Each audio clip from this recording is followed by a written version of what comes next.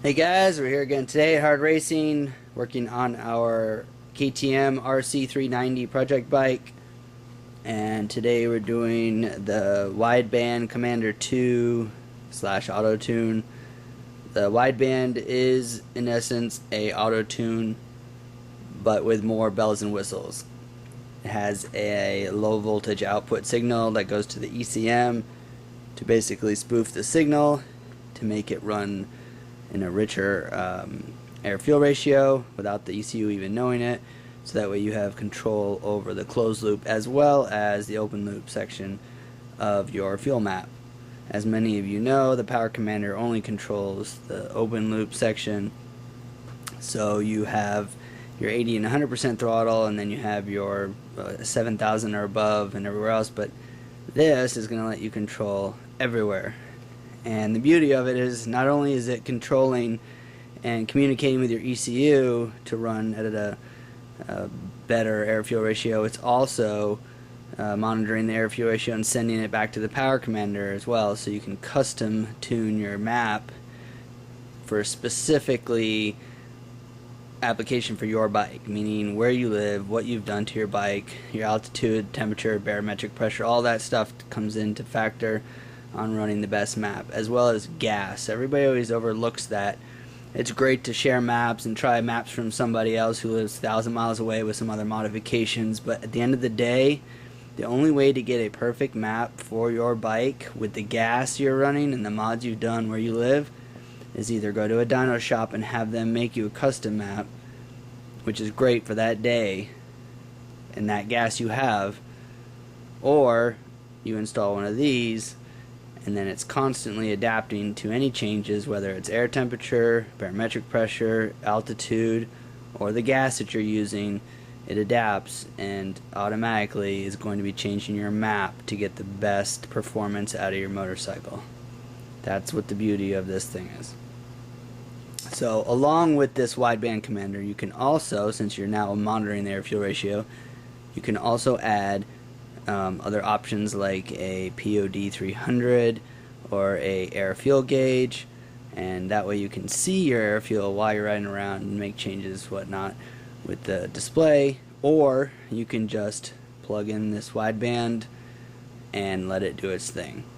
One quick point to make is we send these Power Commander widebands out of here already set up for the low voltage out to be sending the signal to your ECU. If you go out and buy this thing from another company, they may not offer that option. So just something to consider, that not all these are created equal. It does not come from Dynojet set up to run at a lower air-fuel ratio. We do that here in-house before we send that out. And you cannot access that low voltage output signal through the Power Commander software. A lot of people think it's part of the map, or you just change all the air fuel ratios. That's not the low voltage out. The map and the air fuel ratio chart is all between the Autotune or wideband and the Power Commander only. The low voltage signal output on this can only be done with an LCD 200, and that's something that we do here in house. So if you buy this from someone else and they did not set it up for you that way, it's not going to be doing the lower air fuel ratio through the low voltage out. So just something to consider and remember when if you decide to get one of these. They're not all just like this out of the box. We do this in-house, and you cannot access these features for the low voltage output through the Power Commander software at this time. Alright, so first thing you're going to need to do is remove your stock O2 sensor. And that's located right up here on the head pipe. And it would be wonderful if you could just unscrew it, but it's actually tucked up behind the radiator. So it is going to take a little bit of work. You got to pull off the side panels, loosen up the radiator so that you can get underneath the radiator to the O2 sensor and remove it. The good news is the stock O2 sensor is the same size as the wideband O2 sensor, which is pretty much unheard of for stock narrowband O2 sensors. Yes, the stock O2 sensor is narrowband. It's not a wideband. It may be the same size, but it's not wideband. It's only a one single wire reading the pulse coming out of it. It's not a wideband 5-wire Bosch like what will be coming with the Autotune Wideband Commander. Alright, so to loosen up your radiator to be able to move it, again, you're not removing your radiator, you're just moving it. So you gotta loosen up the guard cover here and the radiator bolt there on each side, and then these upper bolts right here. You can see that there, one on each side. Then the radiator will be loose and you can just move it out of your way so you can get into where the O2 sensor is. Alright, so once you've loosened up the radiator, you can just pull it forward just a little bit, and now you have access to the oxygen sensor. And you just throw a wrench on that and loosen it up. Now it's real important, you don't want to booger up the wire, so go ahead and unplug it from the wire harness, which is that big old green plug right there, that monster one in the back. So unplug that way as you're unscrewing that, you're not torquing the wire unnecessarily, and also it'll make it easier to unscrew it as well. Alright, and once you take that off, that's what it's going to look like, and now you will exchange your narrowband stock O2 sensor for the Bosch wideband 5-wire O2 sensor. And of course, just like we said when you were unthreading the other one, make sure you leave this cord out. Don't try to run it through just yet, and rotate it as you rotate the O2 sensor so you don't booger up the cord. You don't want to have the O2 sensor all twisted and the cord all bunched up. So make sure as you rotate the O2 sensor, you're rotating the cord. And then go ahead and throw a wrench on it and crank it down. And then you're going to run this up into the center part so that you can run the cord up to the power commander. Alright, so next you're going to go ahead and put the module up in the battery box, and you're going to see it's got a bunch of wires that come out of it, and basically we've already cut the gray and the blue, and the white one. Those two are auxiliary wires. You don't really use those unless you had like a turbo or nitrous. You can keep them connected if you want to clean the install and not have all the extra wires. Just cut those and put a little bit of electric tape over each end. And then you're going to have 2 black wires, which are both grounds, and a red wire, which goes to a 12-volt key switch on power source. Not the battery, but a key switch on power source. And right here is your fuse box, and you're just going to tap in one of those. That comes on with the lights, and everything else turns on with the key switch. You do not run this to your battery. The 2 black wires are going to go to the ground on the battery. The red wire is going to go to a key switch on 12-volt source. Then you're going to have your green wire here, which is your low voltage out signal. That's going to go down to your O2 sensor wire, and then you have this as your optional plug for your air fuel gauge if you wanted to install it. If not, then you don't use that. Alright, within the kit comes one of these eyelet connectors. You're going to take the 2 black wires that we discussed earlier and cut them to whatever length you want. Obviously, the shorter, if everything's in the battery box anyways, you don't need to have them very long. And you connect them together and then crimp them inside the eyelet connector, and that will go on your negative terminal. Then for your positive, the kit also comes with these neat little taps for your fuses, and all it does is slide on the end here, and you shove your fuse back in, and it leaves you with a spade connector, which then the kit also comes with a male version of that slides on the end of it. So very nice setup, don't have to splice anything, and just push the fuse back in there and you're good to go. And the bike has some accessory fuses, so you're welcome to use those if you don't want to run it off of anything else. Alright, so next you want to go ahead and take the included wire harness for the O2 sensor and plug it into the O2 sensor. It only goes one way. Make sure that that aligns up with that, and when you push it in, it's going to lock it into place. And then you're going to take this, run it up through, and then it's going to come up into the battery box so that you can plug it into the controller. Alright, so the next thing you want to do, now that you have the wire harness run up into here, you're going to go ahead and connect each color to the matching colors on the back of the module. And it's going to be real easy to do. You just white with white, gray with gray.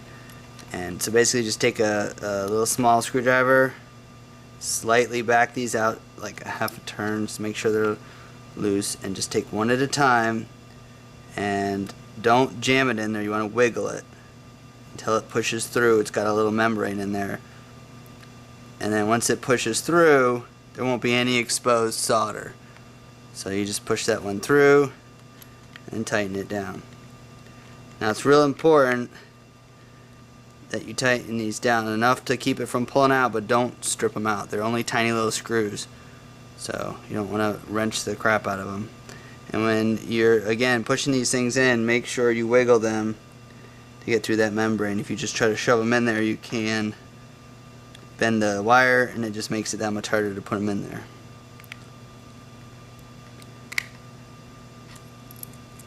And when you're done with each one, just give it a little tug. You want to make sure that the wire doesn't pull out. And once you got them all in there, that's what they should look like. Again, just make sure as you do one at a time, make sure they're all the way in there. Give them a good tug, because you don't want any wires coming loose. It defeats the whole point of the whole system. Alright, so next thing you got to do is connect the green wire from the wideband down to your signal wire for your O2 sensor. As you can see here, you have to separate the stock O2 sensor from sending the signal to the ECU, because basically you're sending that from the wideband now. In essence, the stock O2 sensor, while it stays connected so you don't get a cell light, it no longer is communicating with the ECU. Instead, the wideband is now communicating with the ECU, running the low voltage signal so that the stock ECU runs at a lower air-fuel ratio, basically richer, making the bike run better. So this posi tab, which comes with the kit, is going to connect on that wire, and then you just take, basically we took the spare extra wires that we ran, that we cut off earlier for the auxiliary wires that we don't use, and then you just run that up to the green wire on the wideband. So look at this carefully, and you'll see the signal wire is the blue with the yellow tracer. It's on the same side as the red plug. You're going to cut that one. Now you could, if you don't like cutting, you could pop this thing off and go in there and take a little flathead screwdriver and just pry the release mechanism on the inside in there and just pull the plug out. That would also be an option. You just basically have to disconnect the signal from the stock O2 sensor that goes to the ECU. We just cut ours because it's not really a big deal. If you ever had to, you could always just connect it back up, put a little heat shrink on it, and be done. But either way, you just have to break that signal. So the stock O2 sensor, the signal would be coming out of here, would just stop and terminate. And then from the wideband, it sends the signal to the ECU to control the air-fuel ratio in the closed loop section. So that is that step there, and you're basically going to tuck this up underneath and find a safe place to zip tie this stock O2 sensor out of the way, somewhere on the inside of the frame. Just remember, it is heated, so it gets hot. It's not going to just melt everything it touches, but it does get hot, so don't just let it sit on top of a you know, a hose or a rubber fitting. Just zip tie it out of the way, you know, somewhere safe and out of the way. It's just metal and metal and not hurt anything. It's not going to get hot enough to start melting your paint. It's just, I mean, you can pretty much touch it, and if you hold it, grab it in your hand, it may start to get really hot to where you wouldn't like it, but it's not going to just flare up and melt stuff. So that would be tucked up out of the way. Then you would go ahead, and we're just showing you the stock battery here so you can see everything would fit. You're going to go ahead and both your Power Commander and your wideband are going to get grounded here. And then obviously you would hook your battery back up there, tuck this all up. And this is just right now just showing you the install. When it's all finished and we have a clean layout, we'll show you how it's not that bad a deal with having the wires. And so now, and then your last plug here is your CAN bus communication plug, which connects your Power Commander to your wideband. We also have an LCD 200 connected to it just so we can look at everything without having to use a laptop for right now, but that's in essence how it works. So just again to reiterate, you need to make sure that that light is not on when your bike's not on.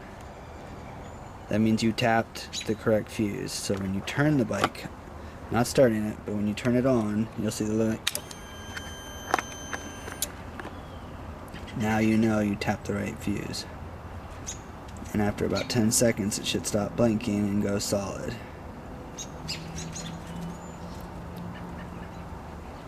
When it goes solid, that means it's heated up. Like that. And you can tell because the LCD 200 that we just have sitting here for right now shows a active reading. And then we fire the bike up.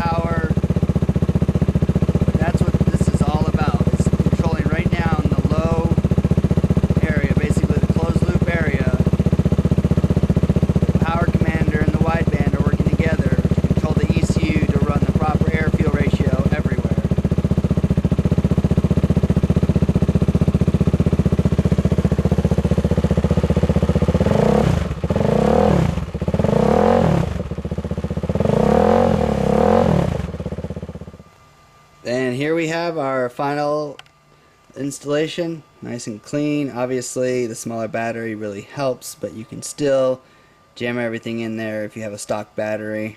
It just obviously it gives you a lot more wiggle room if you have the smaller one. So obviously we took some foam that is included with the smaller battery, put on the sides to keep it from moving around, a little bit on the top.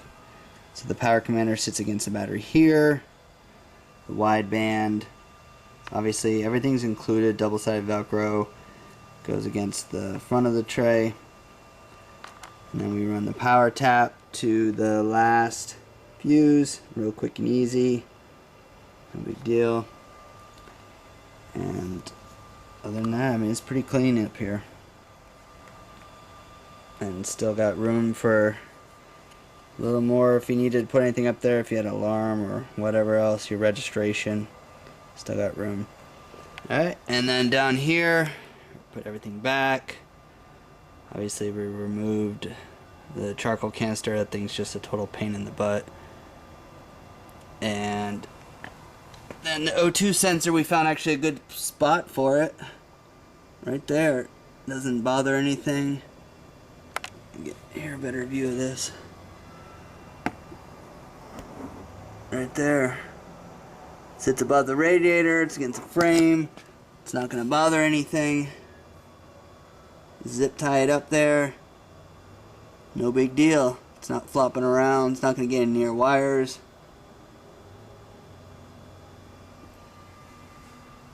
you basically just zip tie up all your other stuff and you're good to go. And now you have full control over your air-fuel ratio throughout the entire rev range and throttle position, entire map. The wideband controls the closed loop and the power commander controls the open loop. So if you enjoyed our video, please be sure to give a thumbs up and be sure to click subscribe as well for notification for future videos, because we're going to do a lot of these for this bike.